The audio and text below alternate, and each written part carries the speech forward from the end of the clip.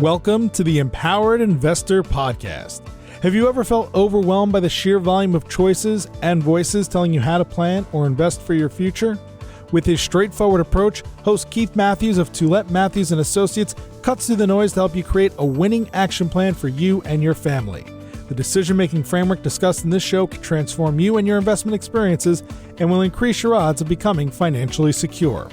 Learn more and subscribe today at tma-invest.com. Welcome to the Empowered Investor. My name is Keith Matthews, and I'm joined by my co-host, Marcelo Tabuada. Marcelo, how are you today? Keith, I'm doing great. It's great to be back. New year, new hope. 2022 was an odd year for a lot of reasons, but it was good for a lot of reasons as well. I couldn't agree with you more. In today's show, it's really a focus on investments and what happened in the year 2022. We're going to be able to focus and pivot and also discuss how investors should think about 2023. Specifically, we're going to talk about 2022 asset class returns. What are the themes that were going on in the investment world last year? We'll also discuss the major events that occurred and then finally wrap it all up with how should investors think about 2023. So before we get into the numbers, Marcelo, let's just talk a little bit personally here. Like, what does 2022 mean to you? Like, when you reflect back a year ago and what happened over the past year, what do you think about? Well, I think about, how great it's been to, we had a lot of pain in the world with the war in Ukraine. Stock market returns weren't as good. But on a personal side, I think this was the first year since the pandemic that it really felt that, wow, like we're really like getting out of this. Like we had a full Christmas. We were able to meet our families during the holiday season, as opposed to a year before where we were like completely locked down, right? And then summer was great. It's the same thing. You were able to meet people, and I just felt like the general fear of people about COVID like really like was down, and it really felt like normal life again. Yeah, I agree. It's when I think of 2022. In my family, we had some health issues, which my wife overcame, and this is in the lockdown period. But, you go back a year ago, and we were, pretty much across Canada in this mode where you couldn't go anywhere. And then the summer or early spring, things started to open up. And I'm happy to, as you know, my wife is doing incredibly well. She's a firecracker, and she's really overcame all the challenges. But then even on a personal basis, I look at the summer, I was able to reconnect and start coaching again. And I thought that was amazing for this young generation to be very active in the summer doing things. My rugby team, the girls that we coached, the young ladies, the women, they had an incredible summer. And it was a reopening. It was getting back to normal life. It was parties. It was family gatherings. And this past Christmas, I think, resonated with just about, and hopefully all of our listeners as well. Yeah, another highlight for me was obviously the World Cup. I'm a huge soccer fan. I think everybody knows that in the office. And for us, like in my family, I'm half Argentinian. So the World Cup is always an event where it brings the family together. And the fact that Argentina won the World Cup this year was like a huge highlight for me. Oh my God. I mean, I remember when Argentina was playing, I was like, oh, Marcelo is going to be just out of control right now. Yeah. But it was remarkable. And I think, you look at, we were cheering on the teams in the office. There were some incredible quarterfinals and the final game was unbelievable.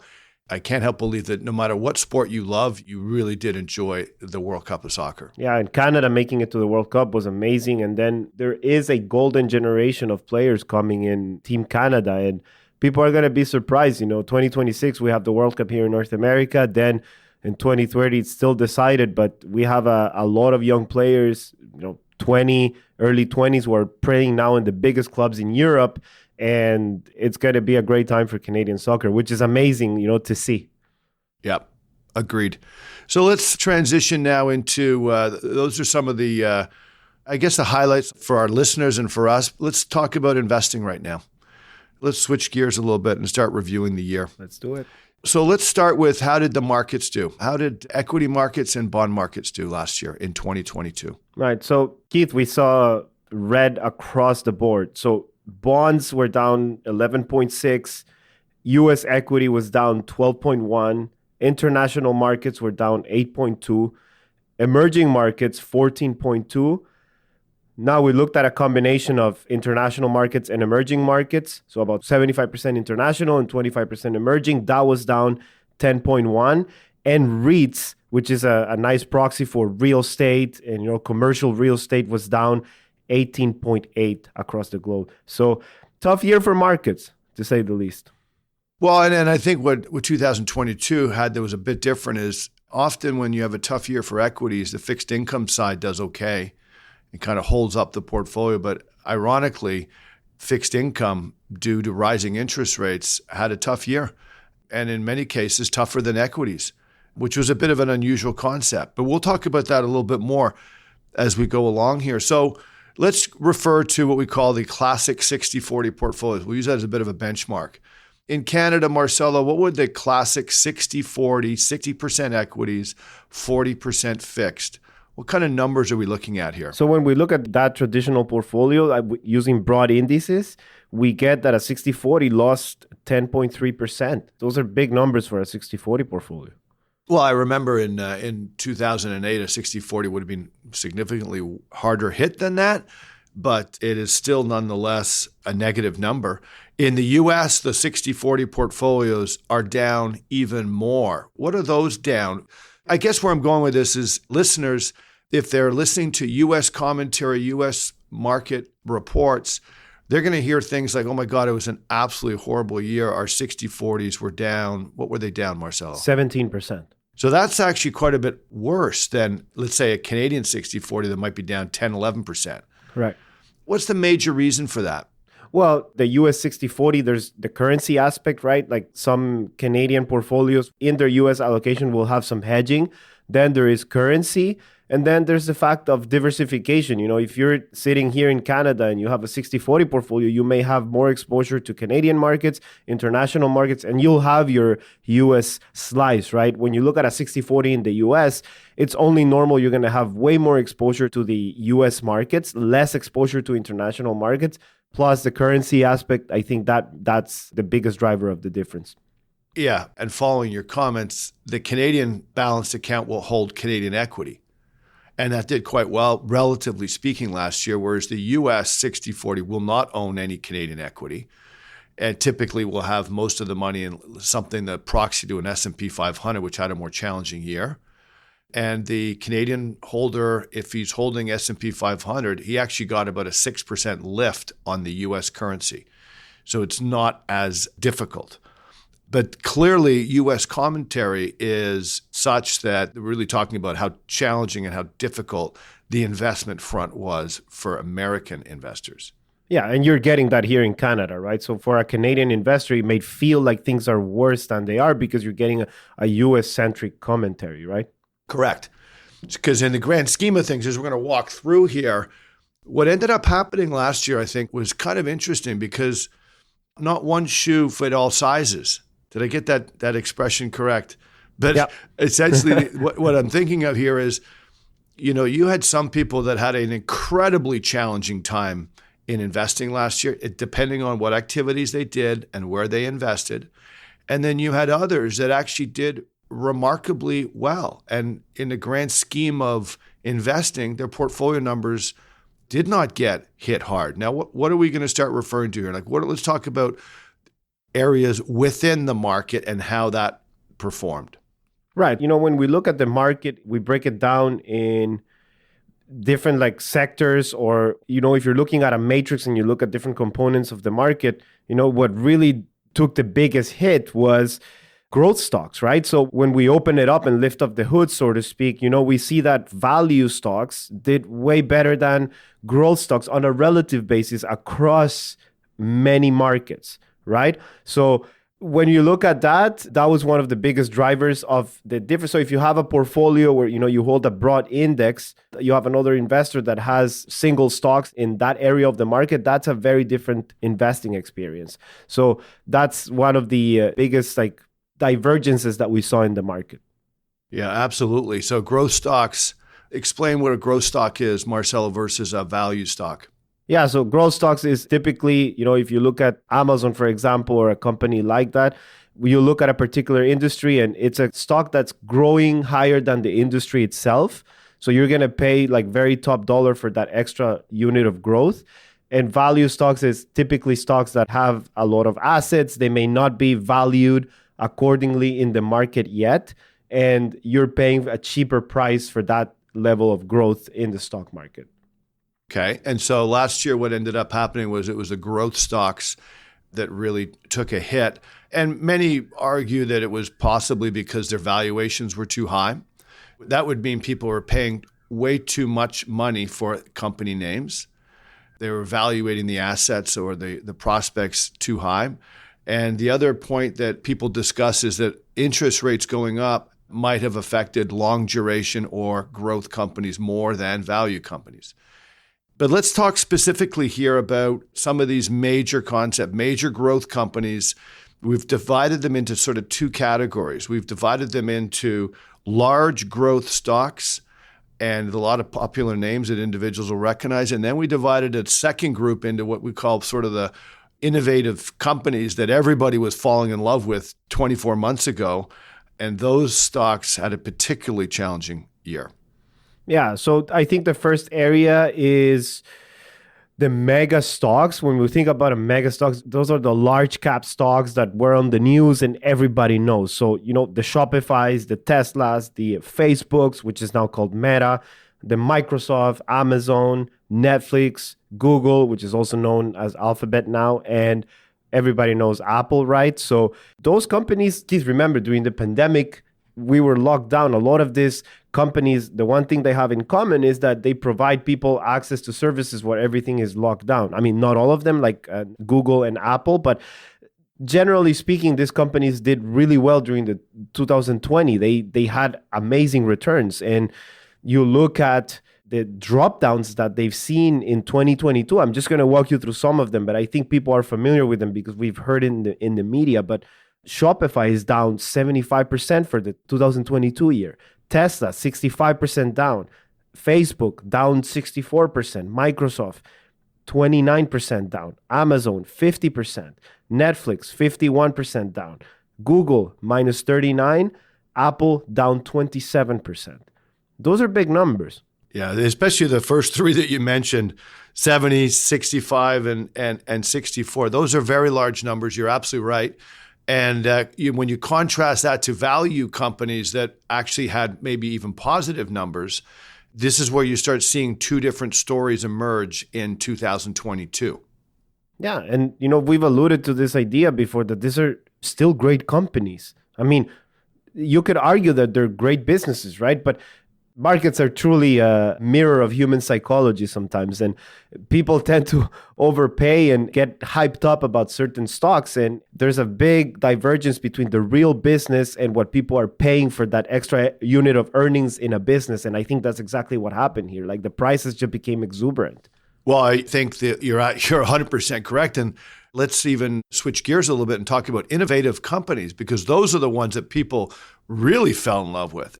And when you look at the graphs, it's like you go 2017, 18, 19, and then you go 2021, a massive spike up like a mountain, and then 22, a massive decline. It's almost like a mountain peak and then back to a flat valley. So what are the kinds of stocks we're referring to here, and what happened? Yeah, so think about the stocks like Peloton, Lightspeed, Zoom, DocuSign, the Montreal company called Nuvei, Robinhood in the US. So these are small companies that are technology driven, so innovation, but they have low profits and high valuations. So there may be great businesses, but they're still not profitable. And people were like really hyped up about it. I mean, we were talking off mic about this 2-3 days ago. Think about how DocuSign and Zoom changed their business during the pandemic. It gave us access to our work and our clients during an environment where like people are locked down in their homes. It is a remarkable thing to have when you're running a business, right? But on the return side, the returns were absolutely amazing for during the 2020 period. So you see that peak and then complete collapse in the last year, right? So I'm going to walk you through some of the numbers, Keith. Peloton, down 78%. Lightspeed, down 65%. Zoom, down 63%. DocuSign, 64% down. Nuvei down 61%, Robinhood down 54%. It is amazing because, as you alluded to, there's two pieces of technology that have revolutionized our business. One is Zoom, and everybody knows how to use it now, and everybody can identify with that technology. And the other one is DocuSign. So we used to, Marcelo, 3 years ago, we would be running around getting clients to be signing or physical documents. So with DocuSign now, it's so much more efficient. And so there are two examples of beautiful services, but at the end of the day, they were priced outrageously. They were hyped up, and they're still not making the profits they need to be making for investors to be comfortable. And so those two stocks are right back to where they were 4 years ago. To me, that's amazing. When you think, if I would go back and predict 3 years ago, this is what would happen. The world would become digitalized. Everybody would be working from home, would be running around in this brand new environment. You would say, I absolutely have to own these stocks. You would have done worse than if you bought a general market diversified portfolio and held on to that over the last 3 years. And so these are some of the big stories that you're alluding to, growth really taking it on the chin in 2022. And it really started in November 2021, and it dragged all the way through the last 13 months. Yeah. Just to build on that, an investor may say, you know what, I don't want to invest in a particular name, right? I may not like DocuSign specifically or Peloton. I'm going to buy a bundle of this tech stocks and just ride through diversification in a ETF. So everybody knows and is familiar with Cathie Wood's Ark Innovation Fund, right? So that one, when you look at the peak return, so like it started going down in November 2021, but if you look at the calendar year, so 2022, that fund was down 67%. And that is just a bundle of like maybe 30, 40 stocks that invest in that category we just described, like tech company, high innovation, high valuation, low profit. So testament of what's going on in the industry. And, we have a great chart here that we discussed last year during the annual review that we brought back in our discussions. But when you look at the behaviors of the people who were buying into the Ark fund, we realize, and we have the evidence, that people weren't buying at the beginning when it was starting to grow. They started to buy in once it started peaking. And a lot of those investors ended up buying at the top. And when you're buying at the top, it's going to be tough to get back to those pre-pandemic levels where it was trading at way lower levels and you can still get your money back, which is tough. Yeah, what you're speaking to is the massive. So I guess the first topic is, okay, so you like innovation, you want to be in these types of stocks. Let me, instead of trying to pick one, let me pick a basket, let me pick a diversified. I go to Cathie Wood's strategy. You go to Ark, which was very popular, very well known. Ark's number one inflow year, they went from 6 billion to 25 billion. It was right at the absolute peak. It was late 2021. So you're highlighting in a very nice fashion how people chase. It's this emotional, it's the hype, and they chase and they buy at the absolute wrong time. So I'm looking at the price of Ark now, and its current price is $31.37. So if I go back in the last 5 years, 2018, so 5 years ago, it was $41. Wow. So I still, after 5 years, I am still down almost 20% after 5 years. After 1 year, I'm down the 60 to 70% that you alluded to. So it's a great example. And what we're highlighting here are some of the biggest challenges that went on in 2022. Yeah. I mean, the one thing that sticks out for me is if I were to, have a lesson from 2022 when it comes to this type of stocks, is that profits matter, valuations matter, right? And, when you have interest rates at 0%, obviously that almost kills the idea of time value of money and the risk-free rate. And when you have zero interest rates, people throw money at crazy things, and anything becomes really attractive when you have zero interest rates. But I think 2022 proved that valuations and profits do matter. I mean, I think about people who are CFAs and CAs looking at this and saying, it's crazy that people are just throwing money at companies who have no profits, and all these valuations are just insane. Well, and those are, what you're talking about are companies that are actually still producing and making products that are being used by lots of different people. there's a whole other element here about speculation.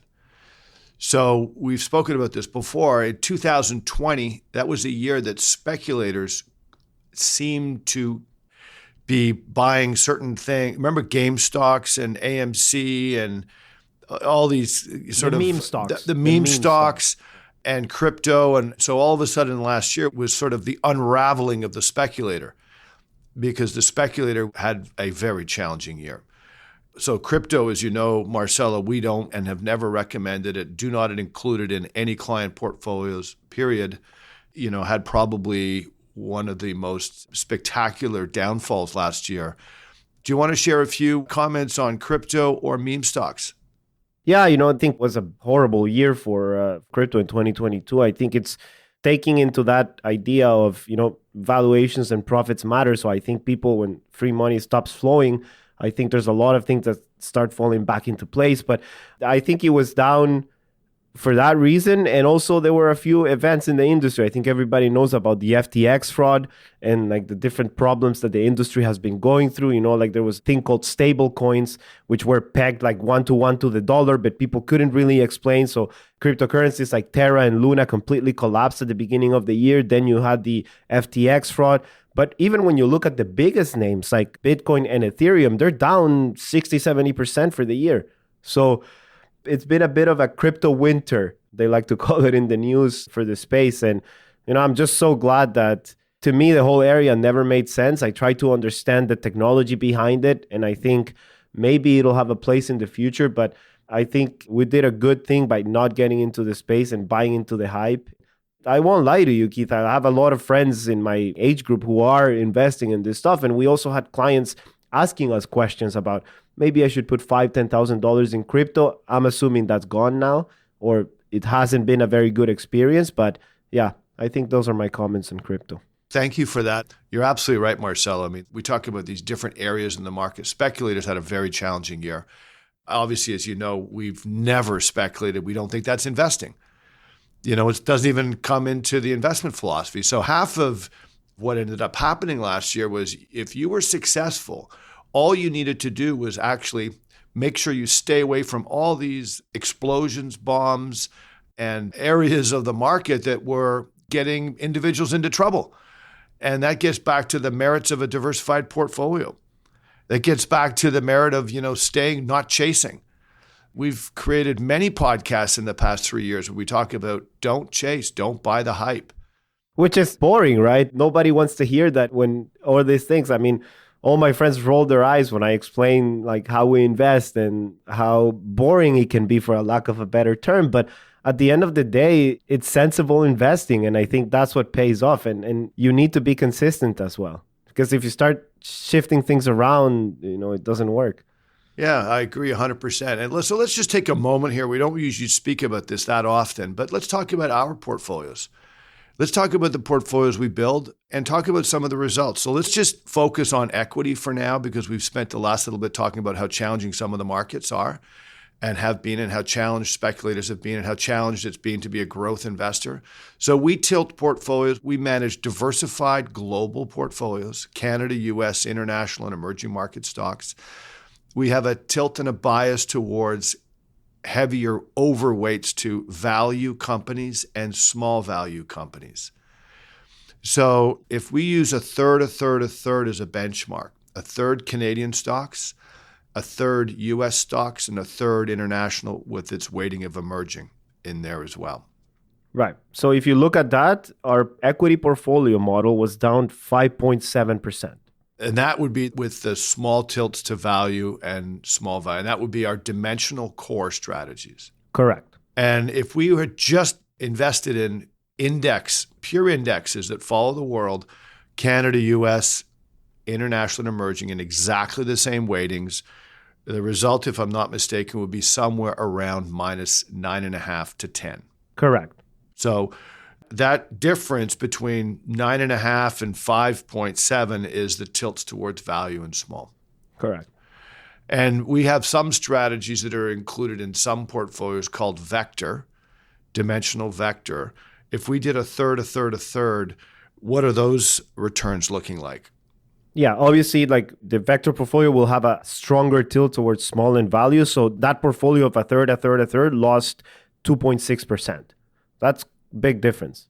Well, and not only that, I mean, I think about all those returns we were talking about before, the speculators, the individuals chasing stocks, the growth stocks. You're talking in the minus 50s and 60s and 70s. Yes, they had run-ups prior to that, but I'm really proud of our portfolios and proud of our discipline and proud of our focus on the strategies.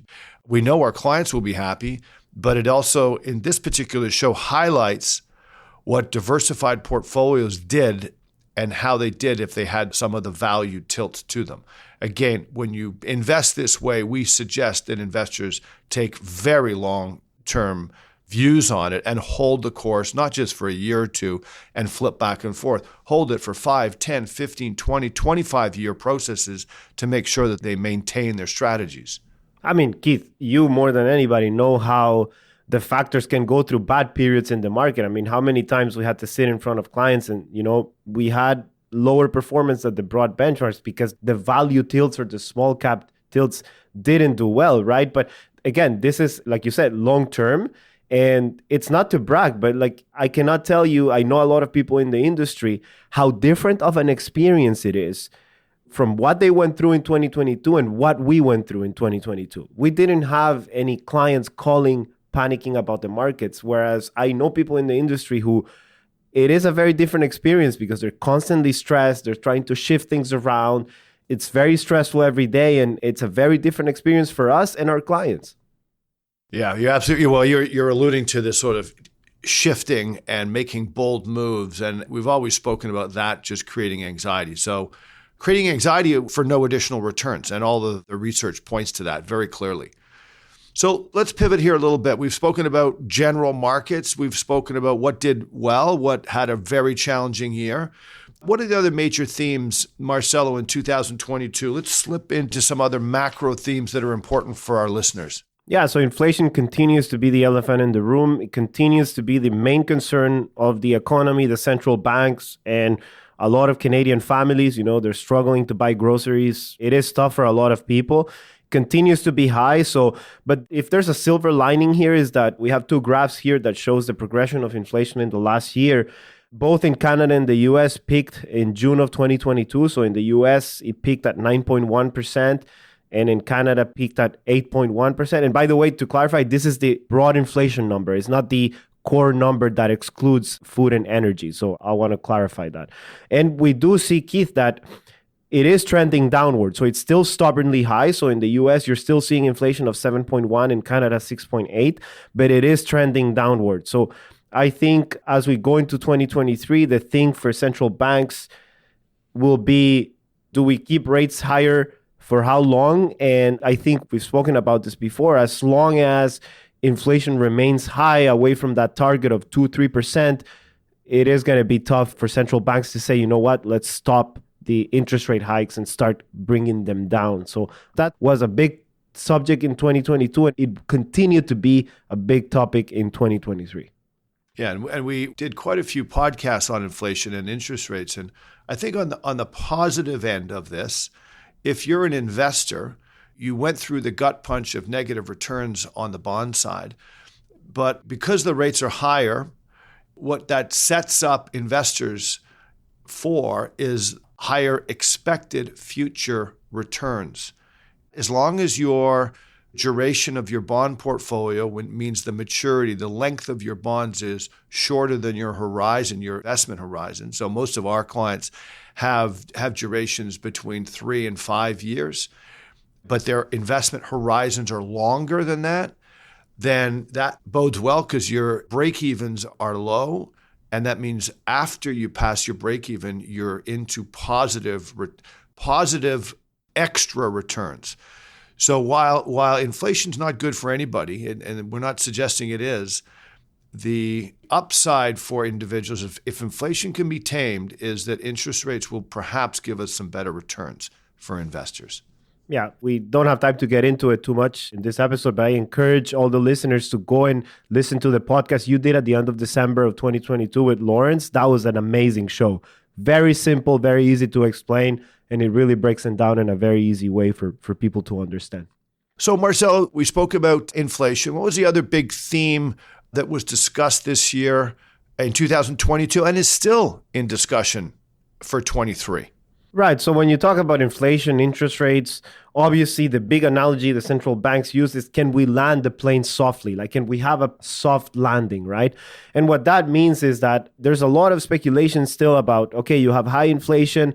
It's going to take, interest rate hikes to slow down the economy. But a lot of economists are asking themselves, like, will we go into a recession? So I think that's a big, big subject going into 2023. I mean, 2022 didn't see an official recession. I mean, we had a podcast about it, and there are different nuances about, it's not only 2 negative quarters of growth, it also has to be declared to be an official recession. So we didn't see that in 2022. But in 2023, we are still expected to go through a recession. We just don't know how bad it will be, how long it'll be, and how different it'll be across different economies in the world, So I think it's not fair to say that we'll have the same recession in Canada that we will have in the US, that we'll have in Indonesia, right? So I think that's still a big concern globally when we think about the economy. Yeah, and you can't also say, well, we'll have a similar recession to the one we had in 2008 or 1991. Every economic cycle is going to come across with a different feel, a different experience. And one thing we do know is that stock markets and bond markets are forward thinking. So the implications for investors, I had a meeting this week and talking to a potential client, and I think they fell into the traditional thinking, which is, well, maybe I'll invest in stocks when I see things are getting better. And we kind of went through this discussion that, unfortunately, when you see things are getting better, it's too late. The markets will have already appreciated. So this is part of this. The markets are forward thinking. So in the past, I'd say almost 9 months now, the markets have been looking forward and pricing in a slowdown. Now, can they get it perfect? No. And that's the problem with forecasting. So suffice it to say, as you've alluded to, it's still a discussion that's around. 2023 will probably mark something that might feel like a recession and possibly could be a recession. But from an investor's perspective, we're going to look at this and say you must still continue to hold the line, keep your diversified portfolios. We've gone possibly through the worst, although we don't know. Yeah, we don't know. And that's one of the biggest challenges about forecasting. We're going to see a ton of it. You and I were talking about the Bill Gross story in 2009, right? When we were coming out of the Great Recession of 2008, the credit crisis. And yeah, so tell the listeners about that. I found that was like a fascinating story. It speaks to this idea of forecasting and who can actually get it right. And, even in today's market, you open up the newspaper and almost on a daily basis, somebody is forecasting better results on a go-forward basis. And on the very same page, another person, which appears to have the same credibility, is forecasting more doom and gloom. So how can you have all these different forecasts in the identical scenario? But it did remind me of 2008, 2009, and we just got out of a very difficult, very, very difficult, when stocks went down 50%. 50%, not the 10% we're talking about, diversified across, 50%. And we had kind of recovered. We were into 2009, 10, and we recovered maybe 80% of that, 90%. And I remember vividly Bill Gross coming out and saying, well, now for the next 5 to 10 years, we're in a very different world. And remember, he was on top of the world at this point, the most successful bond investor you had seen. And what he essentially said, we're going to have a new environment for returns. And he had suggested that all returns are going to be very low now. And even stock returns, very low single digits, like 2s and 3s. And today we look back, for example, the US market hasn't seen a better 10 years in a long time. We're talking returns in the high teens, compounded for a decade. Yeah, it's crazy. And so it just goes to show you how, that forecast was way off. And imagine if you're an investor listening to that forecast and you kind of build a portfolio and you make moves based on those suggestions, you're just not going to have a successful investment experience. So I can't help but think in the last 2 years, there's been all sorts of people making all sorts of forecasts. And you know what? We look where we are today, and some of those forecasts just are not even close to coming to fruition. No, we know it's a futile game. It just doesn't work. So Marcelo, we're talking about valuations, and we've spoken about this before, where we like the valuations in our portfolio. And we allude to the Vanguard reports. And the Vanguard's reports specifically talk about expected returns, as do lots of investment management firms. Last year, when the markets were higher, expected returns were lower. Now the markets are lower, expected returns are higher. Can you give us just some summaries of what those expected return changes are? And then maybe we'll talk a little bit about this concept of undervalued, fairly valued, and stretched. Right. So the report alludes to that now the 10-year expected returns across the board for equities and bonds has gone up about 2 to 2.5% higher than it was a year ago. Okay, so just stop here for a sec. So what that essentially means is that while all portfolios are down this year, and we got negative numbers, that has now increased expected returns. So we kind of will catch up again in the future. So we lose now, but we get a chance to catch up in the future. And I think that's a really important part here. It's important to know that all these portfolios should produce better results in the next decade. Correct. The other highlight that sticks to me is that, you alluded to like how the US market has done in the last 10 years. It's done better than international markets, but the expected return for the US is now lower than it is for international markets and emerging markets. So that is good for a diversified portfolio. It bodes well if you own diversified portfolios. And even for bonds, the expected returns have gone from 1 to 2% to 4 to 5% because of what you alluded before, that you took a big hit on the capital gain, on the capital aspect of the bond because interest rates went up. But if you stay in that bond, the expected return is now higher. Yeah, absolutely. 100%, Marcelo. And then we're going to get a little technical here. And I don't want to suggest that we do any market timing based on any of this research that we're about to share with our listeners by moving things around from one asset class to another. But what I found fascinating and interesting inside that Vanguard report was they had a color scheme. And the color scheme identifies 3 different areas in terms of how they look at valuations. They got green for undervalued, which is, great time to buy. They've got yellow for fair market, fairly valued. And they got red for what they call stretched valuations, expensive valuations. So I'm assuming that at the end of the day, it was pretty clear that when you look at U.S. growth, those would be stretched valuations. But what are the areas that they are talking about that say are either undervalued or fairly valued?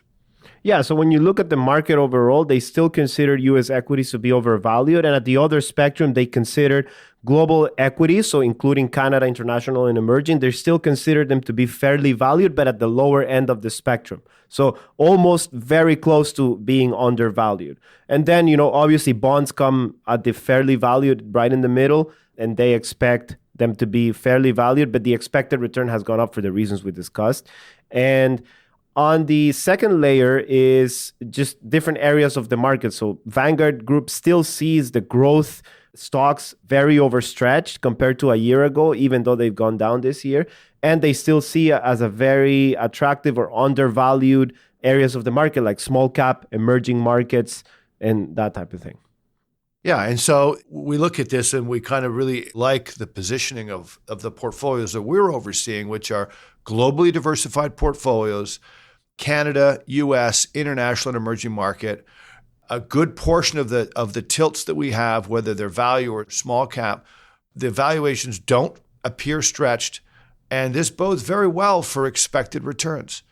Add to that the fixed income, which will be higher expected returns, and this is what we sort of tell our clients and our friends and contacts, that if you stay in these diversified portfolios, we should be seeing reasonable returns in the next 5 to 10 years. That's great news. So Absolutely. Now we're going to get into the final wrap up here, Marcelo. So let's look at whether there are positive themes, final comments you have on 2022, lessons that we learned in 2022, what we want to look forward to in 2023. I think from the market side, I think if you have excess cash, it's a great time to buy. I mean, we always say that valuations are attractive for diversified portfolios, like you said.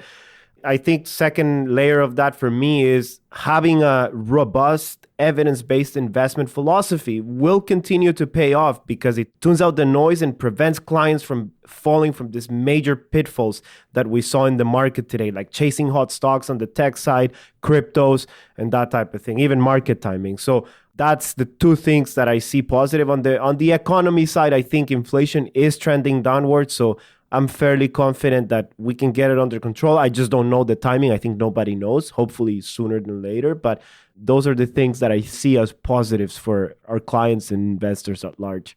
Well, thank you. Those are great takeaways. I would simply add that as we go into 2023, we want the world to continue to function, to continue to operate.